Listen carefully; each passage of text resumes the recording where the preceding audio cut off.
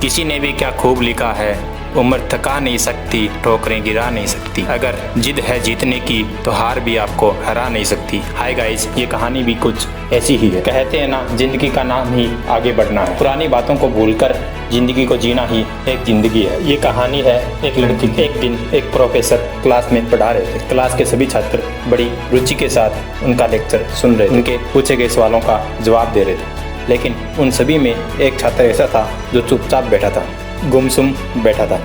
Professor ने पहले दिन उस छात्र को नोटिस किया, लेकिन कुछ नहीं बोले। जब लगातार 3-4 दिन तक ऐसा ही चलता रहा तो उन्होंने उस छात्र को क्लास के बाद मिलने के लिए केबिन में बुलाया और उससे पूछा कि तुम चुपचाप बैठे रहते हो, क्लास में गुमसुम रहते हो, लेक्चर पर भी ध्यान नहीं देते और ना ही कुछ बोलते हो, क्या बात है, कुछ परेशानी है क्या? सर, वो छात्र कुछ हिचकिचाते हुए बोला, मेरे अतीत में कुछ ऐसा हुआ है जिसकी वजह से मैं परेशान रहता हूँ, समझ नहीं आता क्या करूँ।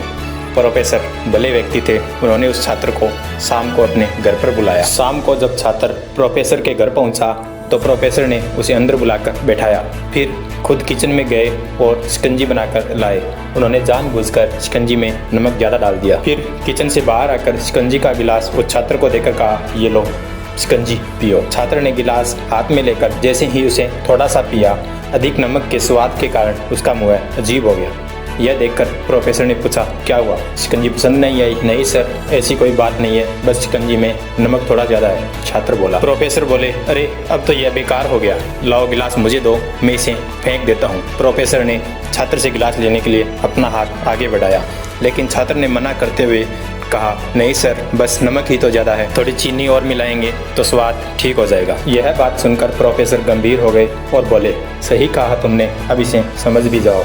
ये शिकंजी तुम्हारी ज़िंदगी है, इसमें घुला अधिक नमक तुम्हारे अतीत के बुरे अनुभव है। जैसे नमक को शिकंजी से बाहर नहीं निकाल सकते, वैसे ही उन अनुभवों को जीवन से अलग नहीं कर सकते। वे बुरे अनुभव भी तुम्हारी ज़िंदगी का एक हिस्सा है। लेकिन जिस तरह हम चीनी घोलकर शिकंजी का स्वाद बदल सकते हैं, वैसे ही बुरे अनुभव को भूलने के लिए ज़िंदगी में मिठास घोली जा सकती है। इसलिए मैं चाहता हूँ कि तुम भी अपनी ज़िंदगी में मिठास घोलो। प्रोफेसर की बात छात्र समझ गया।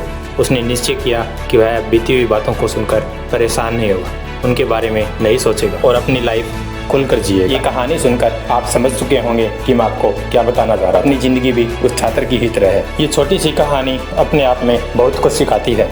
ज़िंदगी को नए सिरे से शुरू कीजिए, बुरी यादों को एक सपने की तरह भुला दीजिए। जल्दी मिलते हैं एक नई कहानी के साथ, मुस्कुराते रहिए।